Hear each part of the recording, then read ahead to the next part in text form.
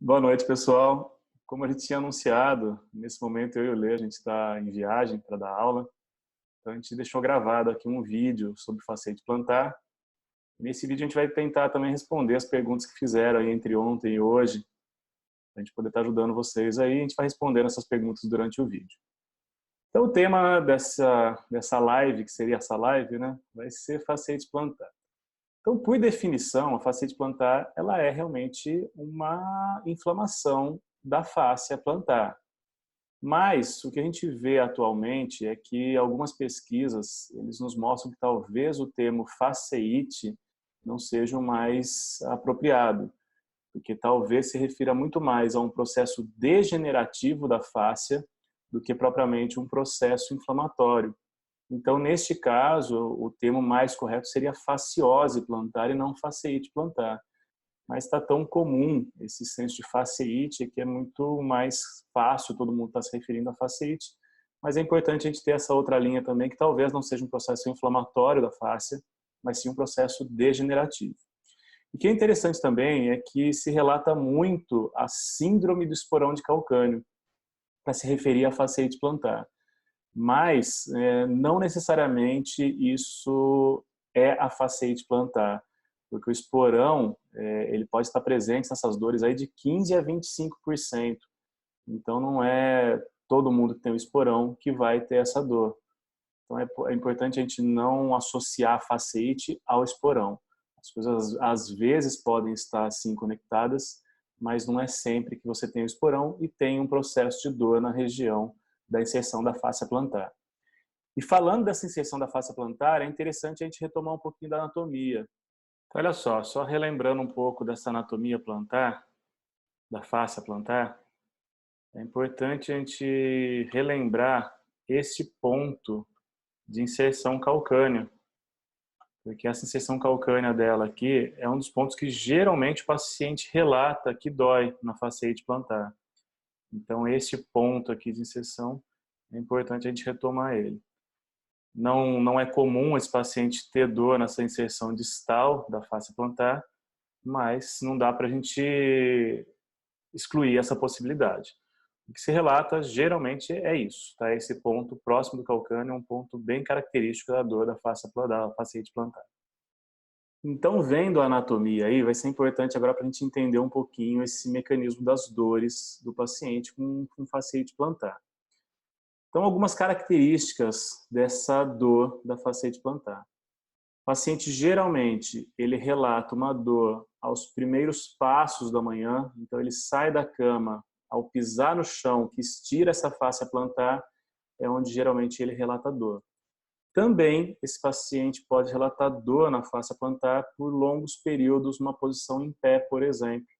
Então são duas características bem marcantes para a gente começar a estar mais atento aí em relação à faciite plantar.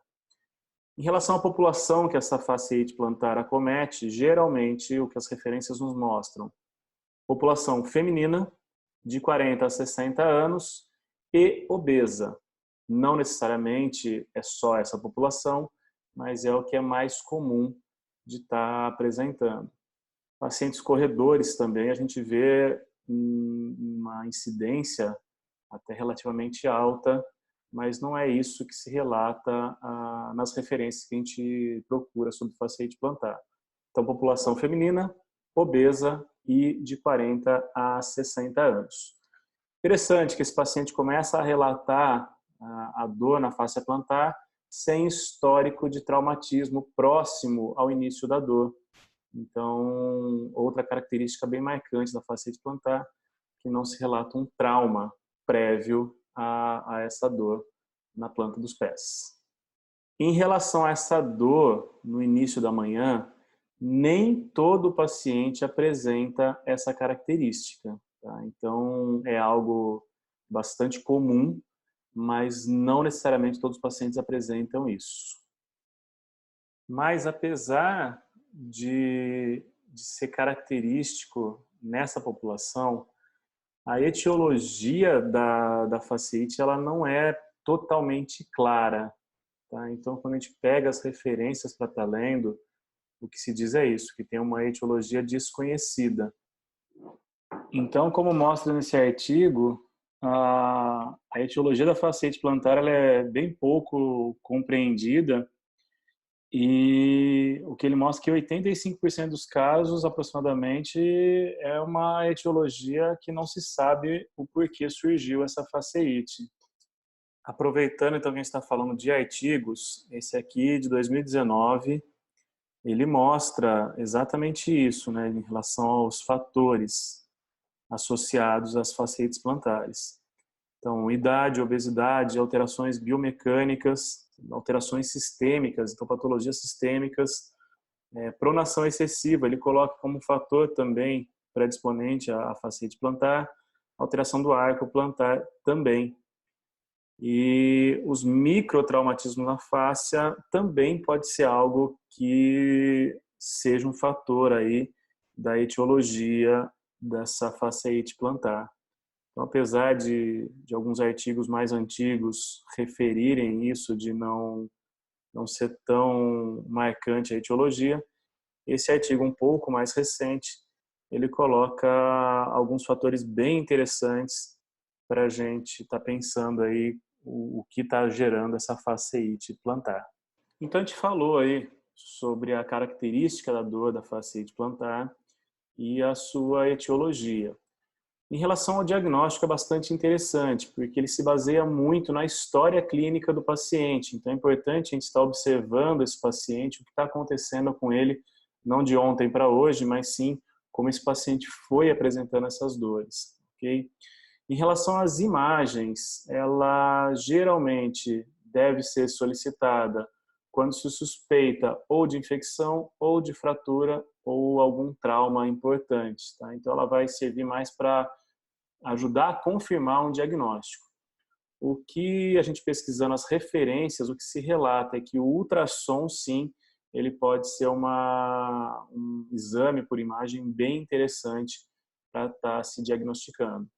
Ressonâncias também, porque as ressonâncias magnéticas também são imagens muito boas para a gente estar confirmando o diagnóstico de fasciite plantar. Quando a gente avalia esse paciente, tem coisas bem interessantes a gente perceber que a marcha dele, geralmente, ela se dá na face lateral do pé. O paciente ele evita o contato no tubérculo do calcâneo. Então, esse paciente ele começa a ter uma alteração da marcha por conta da dor. Então, é importante, quando a gente está avaliando esse paciente com fasciite plantar, pedir para ele caminhar no nosso consultório e a gente observar essa marcha dele como é. Okay? Então, ele tenta evitar esse apoio no calcânio. Então, em relação à palpação desse paciente, alguns pontos muito interessantes para a gente estar avaliando. Pressão no tubérculo medial do calcânio, aquele ponto que a gente viu de inserção da fáscia plantar. A palpação desse ponto é muito dolorida ao paciente com fasciite plantar. Então, quando a gente está fazendo o nosso exame, palpando esse ponto no calcânio, ele é bastante dolorido. Além disso, existem pontos musculares muito interessantes para a gente estar avaliando esse paciente. Um ponto gatilho muito marcante na fasciite plantar é na porção superior do gastrocnêmio medial. Existe um ponto gatilho lá que é muito importante a gente estar palpando, porque isso tem uma relação muito grande nos casos de fasciite plantar. Além disso, existem alguns outros músculos bem importantes para a gente estar avaliando aí na palpação. Sóleo, tibial posterior e flexor longo dos dedos. Então, se a gente for pensar em pontos gatilhos dessa musculatura, são bem legais a gente estar avaliando. Até foi o tema da minha tese de DO, o tratamento também desses pontos gatilhos nos pacientes com fasciite plantar. Então, só revisando aqui, eu vou mostrar algumas imagens desses pontos gatilhos que têm relação com a fasciite plantar.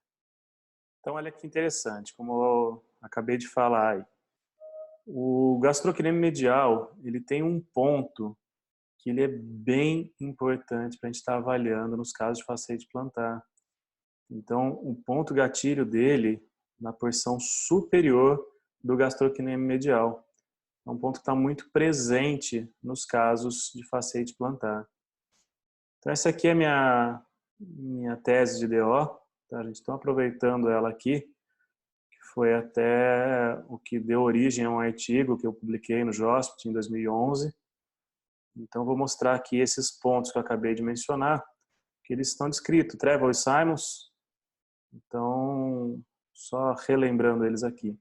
Outro músculo que eu falei aí, o sóleo. Então, um ponto gatilho do sóleo, ele também é bem importante nos casos de fasciite plantar, está bem presente esse ponto gatilho nos casos das fasciites plantares.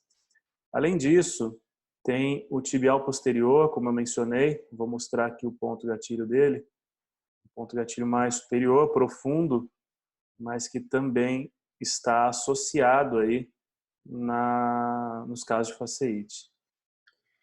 Então, a gente vendo isso, fica muito interessante, né? A gente associar isso na nossa avaliação. Sempre que o paciente vier com algum diagnóstico já médico de fasciite plantar, a gente está observando isso. Então, a deambulação desse paciente, que ele foge realmente da dor dele, e é interessante isso até, quando a gente faz uma baropodometria num paciente com fasciite plantar, geralmente, quando está muito agudo isso, mesmo na estática, ele começa a descarregar o peso longe dessa inserção da fáscia plantar.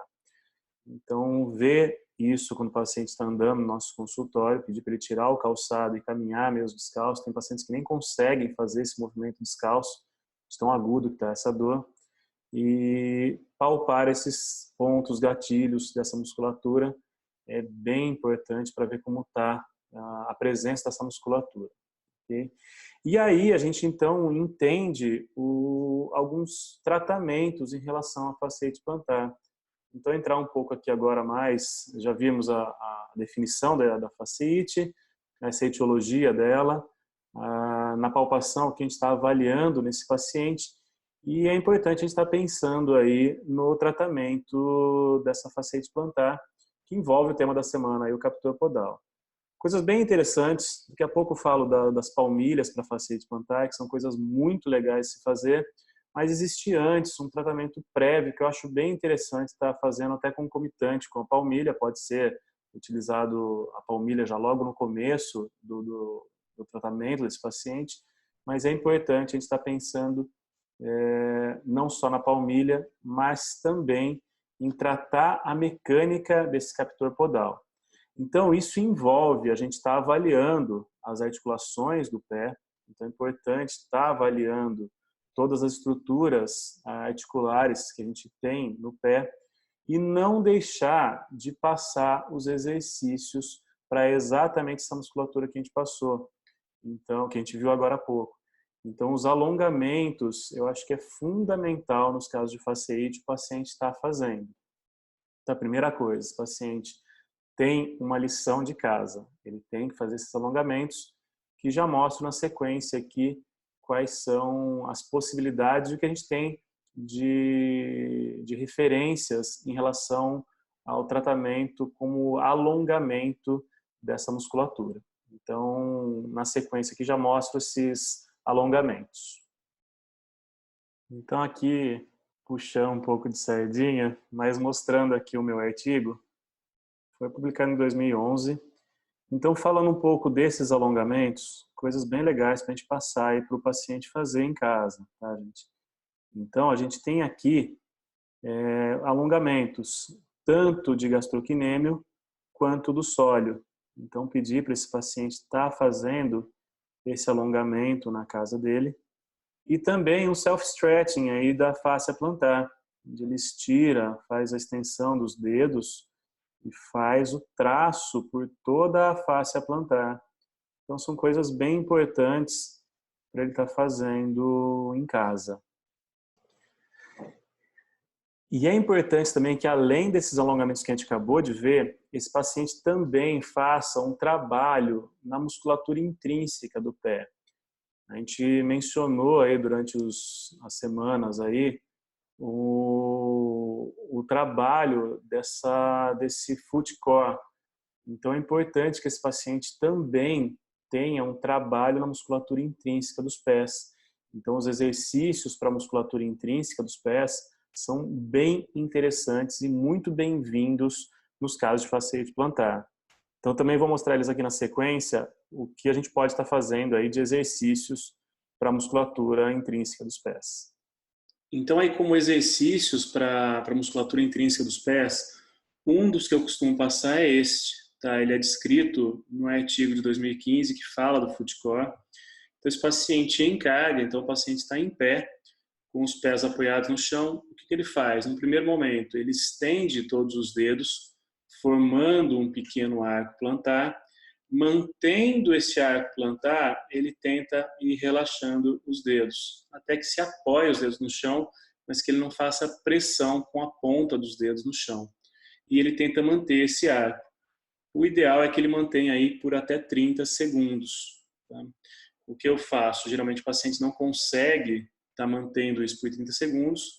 Se na primeira consulta ele mantém 10 segundos, peço para ele trabalhar durante essa semana 10 segundos de manutenção desse arco e aí ele relaxa. Então isso vai trabalhando a musculatura dos flexores, tentando dar um certo suporte aí no footcore, pensando que isso está envolvido também na fasciite plantar, mas que além então dos alongamentos que esse paciente faz em casa, eu peço para ele estar fazendo também esse tipo de fortalecimento da musculatura intrínseca dos pés. O que pode acontecer às vezes é que esse paciente começa a fazer muita força nesses exercícios e aí começa a piorar a dor dele. Então, nesse caso, eu peço para ele interromper os exercícios e a gente retoma isso no consultório, corrigindo o que esse paciente está fazendo de excesso, porque esse exercício não é para piorar a dor desse paciente. E aí também é interessante no consultório estar fazendo então algumas técnicas de desativação desses pontos gatilhos. Então aqui alguns exemplos, tá, do gastrocnêmio medial, desativando o ponto gatilho do gastrocnêmio medial, e também desativação do ponto gatilho do sóleo, que foram alguns dos músculos que foram eleitos aí na pesquisa. Mas é importante o que for encontrando de pontos gatilhos nesse paciente, a gente está trabalhando. Bom, pessoal, então, só resumindo aí como tratamento, o que eu costumo fazer com fasciite plantar. Os alongamentos que a gente viu, eu peço o paciente fazer em casa. Os exercícios da musculatura intrínseca, eu passo para ele, peço para fazer em casa. Qualquer dúvida, ele vai me mandando mensagem. E eu tenho um vídeo gravado disso que eu sempre mando para o paciente por WhatsApp. E se começar a doer, aí esse paciente interrompe os exercícios e aí a gente revisa isso no consultório. Além disso, pensando no pé mesmo, dá trabalho em cima de todas as articulações que forem necessárias. Faço também trabalho na fáscia plantar no consultório, então eu faço traços na fáscia plantar. Trabalho de traços na musculatura da panturrilha e também desativação dos pontos gatilhos que forem encontrados. Então isso é basicamente seria um checklist aí de tratamento do paciente. Então, nos casos da palmilha, o que eu faço é colocar esse elemento com um material de conforto, o poron. Então, por todo o arco plantar, essa palmilha tem esse elemento, como está nessa imagem aqui. Então, o que eu faço é isso. Essa palmilha ela fica moldada no pé do paciente, com todos os elementos que forem necessários colocar. Então, aí vai depender da avaliação. Mas no caso da fasciite mesmo, para a dor do paciente, o que a gente tem feito? Uma palmilha moldada no arco do paciente, bem justo ao arco, e também um elemento, esse elemento que a gente acabou de ver nessa imagem, por todo o arco plantar, tanto medial quanto lateral, com um material de conforto. Isso tem dado muito bons resultados e antecipa muito aí a melhora do paciente. Bom, pessoal, espero que tenham gostado aí dessa pequena aula sobre fasciite plantar.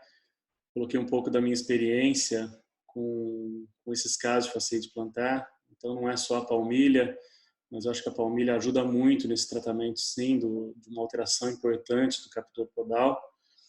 Então é isso, gente. Espero que tenham gostado. Acompanhem aqui esse canal nosso, marquem aqui para receber as notificações de vídeos novos. Canal agora no WhatsApp, a gente está com um canal novo lá de conteúdo. Então, quem tiver interesse em conteúdos e não fez o curso com a gente ainda, existe um canal no WhatsApp que é só sobre posturologia. Então entra no perfil da posturologia, que tem o link lá para você se cadastrar no grupo, ok? E quem já é formado, a gente tem o grupo de formados, que a gente está passando material constantemente lá para vocês. Valeu, pessoal. Até. A gente se fala.